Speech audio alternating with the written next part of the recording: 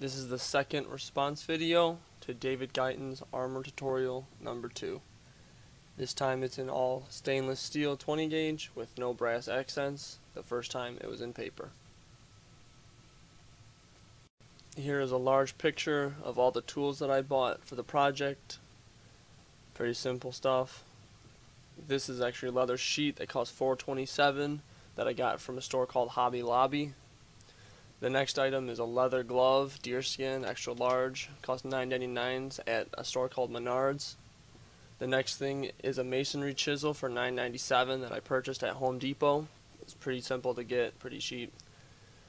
$2.99 for a pair of protective eyewear that I got also at Menards. I generally shopped in the same locations just to keep it easy. Here are 2 different size steel pipes that I just got laying around just for bending. They're made of stainless steel. Here's a hammer that I got at Home Depot for $4.96, just regular sized. The next item is a ball peen hammer that I purchased also at Home Depot for $4.98, and I made sure to get one with a heavy top so that hitting would be easy. Here's some aviation snips that I got for $5.99 at Menards. Make sure to get these, they're very important. These next ones are stainless steel snips for $13.97, more expensive, and they are way harder to use than the aviation snips, but I only put them there for show. Here's some pre-made rivets that I got at Hobby Lobby. There's a video later that I'll show you how those work. Here's just a regular belt that I bought from Walmart, $8, so I didn't have to make my own belt and use leather. It just seemed easier.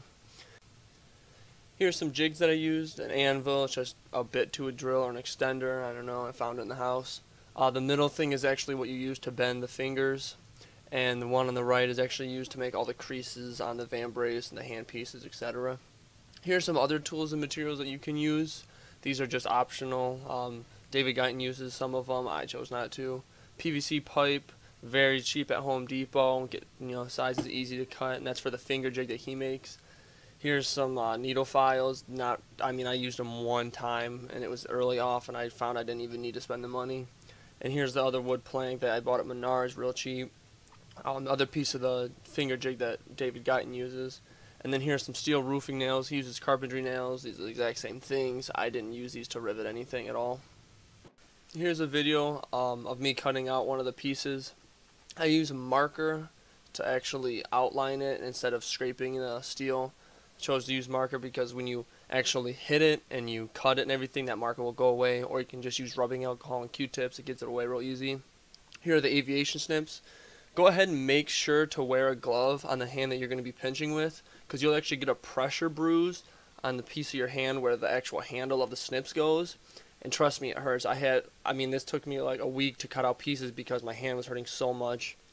And you don't really have to give much pressure, but if you can't do it with the pressure of your hand, use your thigh and push the aviation snips up against your thigh and use it that way. It seemed easier because you can put the full weight of your arm into it. Here are one of the rivets that I was talking about that I showed earlier in the video. They're pretty simple. Bought them from Hobby Lobby. I'm really glad that I did, so I didn't have to make any more rivets. You can't really find these at hardware stores. They'll have no idea what you're talking about, honestly. But you just piece them together like that. You just push the 2 sides together, then you take a hammer after you've put all the pieces together, hit it a few times, and that thing folds underneath the pressure of being hit, and it becomes very thin, as you can see. It's very easy to use that instead of cutting the nails and making your own out of carpentry nails. I highly recommend it. Here's a side-by-side of the steel gauntlet and the paper gauntlet that was in the video before. When you're putting it on, you got to make sure to actually kind of force it. It's really easy. I don't use force. It's pretty simple. That leather belt actually keeps the van brace up against your arm. As you can see, it fits really well. The only hard part getting it on is the wrist, because you have to fit it to your wrist, and generally hands are larger than wrists. This piece, the knuckle piece, actually kind of moves around. As you can see, there's a hole drilled right there. That was actually on the template, but I didn't like it being there, so I actually added my own because that circle didn't line up for some reason. I don't know why, but I'm not going to do it again. I'm going to do my own. And some things resulted because of it, but it fits real nice. It's not very heavy. I really like it. It actually kind of looks like the paper one, so like I said, I recommend using the paper one, creating it first just to go ahead and get a feel of how it works, because creating that paper one actually helped me to make the steel one, just to know where I had to cut, my sizes, everything. The finger pieces will actually move a little bit just because there's just one point, so it has a pivot point. You just got to straighten it out like this, move your fingers along it, and it straightens it out. I've only done that twice out of 30 or 40 hours of wearing it. As you can see, the knuckle piece actually does move around a lot because that one hole that I had to add myself. I'm going to make another one and try and figure it out, and if I make a response video on that, I'll go ahead and show you the trick to that, or the secret. But it just, I mean, there's nothing that really happens because of it. It just doesn't move around as fluently, but I'm perfectly fine with that because it still looks badass. It actually goes pretty good on my arm. As you can see there, there's the rivets for the belt. That belt is not going anywhere. You can actually turn the belt or readjust it. I mean, the glove won't fall off because of anything. And taking it off is pretty simple. Just grab the van brace and slide it off. And doing this, it comes off very fast. You don't have to worry about it getting stuck. Just to go ahead and give you an idea of how much it would cost. The total cost with only things that you actually needed and with Michigan sales tax, the steel was $48.97 for me when I got it on the supplier. Came out to $113.94. Total cost with the additional tools was $120.78. It's really light. Like I said, the total weight's 1.6 pounds, and I only spent maybe close to 28 hours overall actually working on it.